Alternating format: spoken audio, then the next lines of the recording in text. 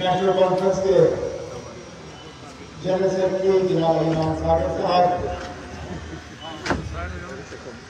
Additional general secretary जनाब अली सदोका साहब, मेरे निहायत सीनियर साथी और आप सबके हर दिल अजीज जनाब अल्ताफ साहब, जम्मू सूबे के सूबाई सदर जनाब रतन लाल गुप्ता साहब, हमारे खिते पीर पंजाब जोन के जोन सदर और आज के मेजबान जनाब राणा साहब, स्टेज पर बैठे नेशनल कॉन्फ्रेंस के मेरे तमाम सीनियर साथी जिनका वक्त बचाने के लिए मैं नाम नहीं ले सकता हूँ, यहाँ पे आए हुए तमाम नेशनल कॉन्फ्रेंस के अहदेदार हजरात, टीडीसी, बीडीसी, डेलीगेट, भाइयों बुजुर्गों, आप सबको मेरी तरफ से अस्सलाम वालेकुम और आदाब।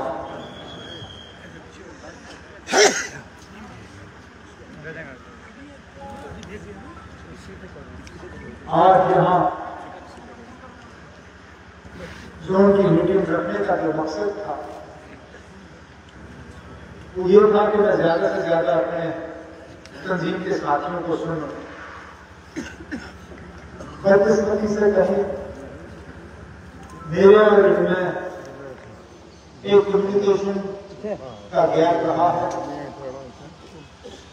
मैं सही तरीके से अपनी बात इन तक पहुंचा नहीं पाया, क्योंकि आज के मीटिंग का मकसद कोई बड़े महफिल में बात करना नहीं था।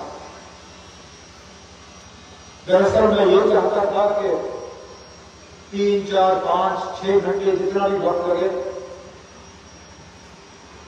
मैं अपने उन अहदेदार साथियों की आवाज सुनना चाहता था जो मुझ तक जहारू से आकर जम्मू नहीं पहुंचते, श्रीनगर नहीं पहुंच पाते, जब हम मेंढर, पुंछ, सुरनकोट जलसा करने आते हैं तो जिंदाबाद जिंदाबाद करते हुए थकते नहीं, लेकिन तकरीर करने का उनको मौका मिलता नहीं।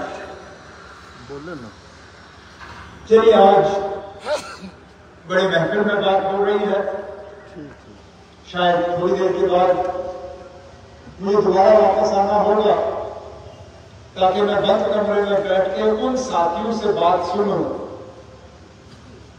जिनको अक्सर बेचकर बात करने का मौका मिलता नहीं, क्योंकि तंजीम मजबूत इस तरह नहीं होगी कि आप मेरी बात सुनोगे। मैं तो बात करता रहता हूं, कहीं टीवी पे, कहीं रेडियो पे, कहीं ना कहीं तो मेरी आवाज आकर पहुंच जाती है।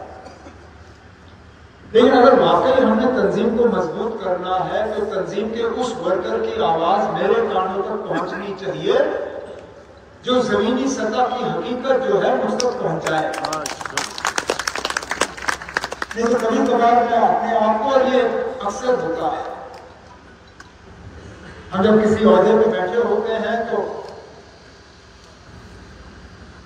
अक्सर हमें फिर वो लोग मिलते हैं जो हमें वो बात कहते हैं जो उनको लगता है हम सुन के खुश होंगे, बजाय कि वो हमें वो बात कहें कि जो बेशक सुनने में कड़वी हो, लेकिन जिसपे अगर हम अमल करें तो तंजीम में एक नई जान फूकी जा सकती है, तंजीम में एक मजबूती लाई जा सकती है। ये जोन की हमारी पहली मीटिंग है, इससे पहले होना चाहिए था, लेकिन हम अलग अलग अपने कामों में बिजी रहे। बीच बीच में असेंबली या बाकी चीजों के इलेक्शनों की बात चली और हमने सोचा कि जो इलेक्शन होने ही है तो उसमें साथियों के साथ मुलाकात होगी, लेकिन अब मुझे इलेक्शन की कोई ज्यादा उम्मीद नजर नहीं आती। हमारे म्युनिसिपलिटी जो बने हैं उनका वक्त जो है नवंबर के पहले हफ्ते में खत्म हो जाएगा। अभी तक तो यहाँ पे म्युनिसिपल के इलेक्शन होने चाहिए थे, नहीं हो रहे। पंचायत जो है वो जनवरी में खत्म होंगे। अब पार्लियामेंट का इलेक्शन के बहाने से पंचायत का इलेक्शन नहीं होगा।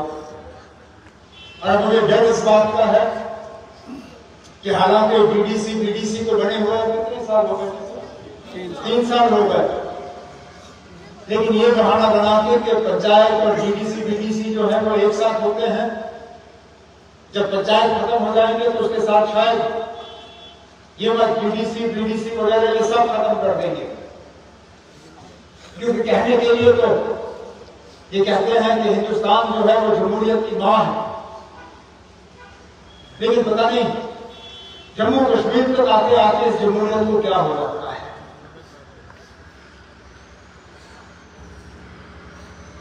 पिछली बार असेंबली इलेक्शन जम्मू कश्मीर के 2014 में हुए, तब से लेके अब 9 साल हो गए।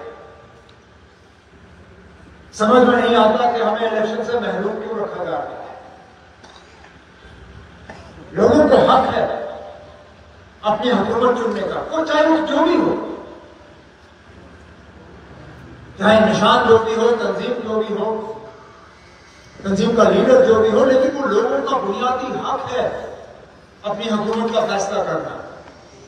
अगर ये हक आप राजस्थान में दे सकते हो, अगर ये हक आप छत्तीसगढ़ में दे सकते हो, अगर ये हक आप मध्य प्रदेश में दे सकते हो, तेलंगाना में दे सकते हो, मिजोरम में दे सकते हो, तो ये जमहूरियत की गाड़ी आगे बढ़ते बढ़ते जम्मू कश्मीर तक रुक क्यों जाती?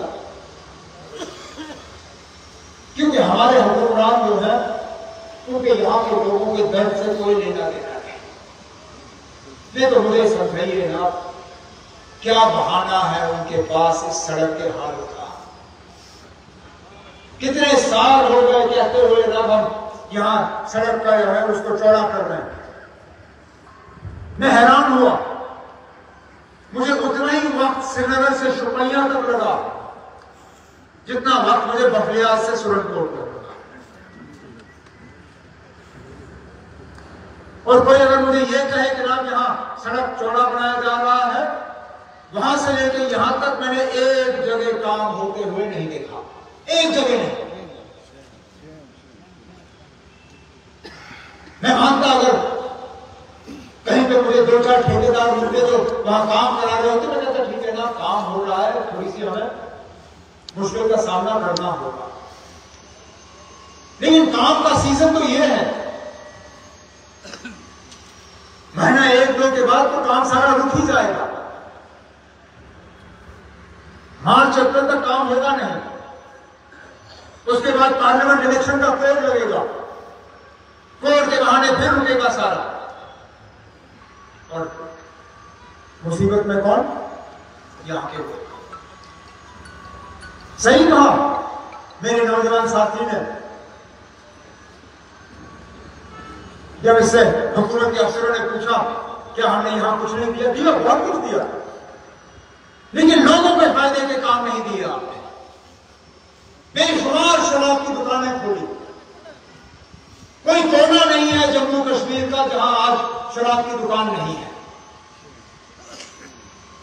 फिर ये दिल्ली जाके कहते हैं ना हमने टैक्स की कमाई बढ़ा दी। अरे बढ़ाई आपने, जब आप शराब पर टैक्स कमाते हो और शराब की दुकानें कोने कोने पे आपने खोली हैं, तो वही टैक्स आप दिल्ली जाके दिखाते हो, कहते हो हमने कमाई। बिजली के नाम पे आप लोगों को सताते हो।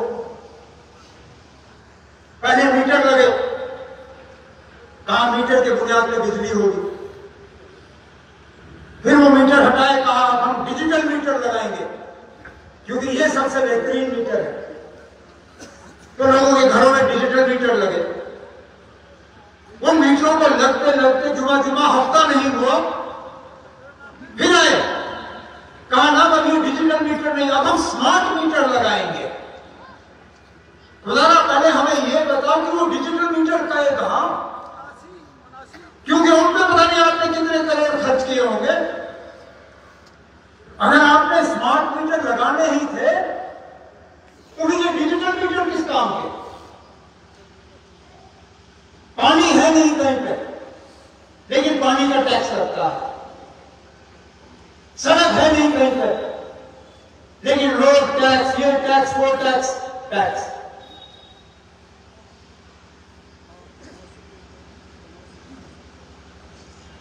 कहने के लिए तो ये कहते हैं कि बड़े ईमानदार हैं ये,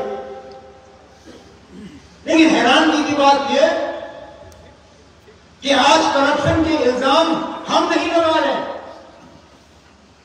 सियासी पार्टियां नहीं लगा रही हैं। इस हुकूमत के अपने ही सीनियर अफसर आज उंगली उठा के कहते हैं कि हजारों करोड़ों की धांधली हो रही है जम्मू कश्मीर में। हम सिर्फ ये कहते हैं कि अगर इल्जाम लग रहा है तो इल्जाम की तहकीकात होनी चाहिए। क्या ये सारी एजेंसियां हैं ये सिर्फ सियासी पार्टियों के लिए है? जब छापे मारने होते हैं तो क्या सिर्फ उन्हीं पार्टियों में छापे लगने चाहिए जो बीजेपी की मुखालफत करते हैं? छापों में निकलता कुछ नहीं है, लेकिन लगातार एक के बाद एक या तो एजेंसियों की तरफ से बुलाया जाता है, या छापे लगाए जाते हैं, या तंग किया जाता है। लेकिन जहां इल्जाम लगते हैं, और मामूली से छोटे से इल्जाम नहीं, 3-3, 4-4, 5-5 हजार करोड़ की धांधली का इल्जाम, और लगाने वाला हुकूमत का ही सीनियर अफसर,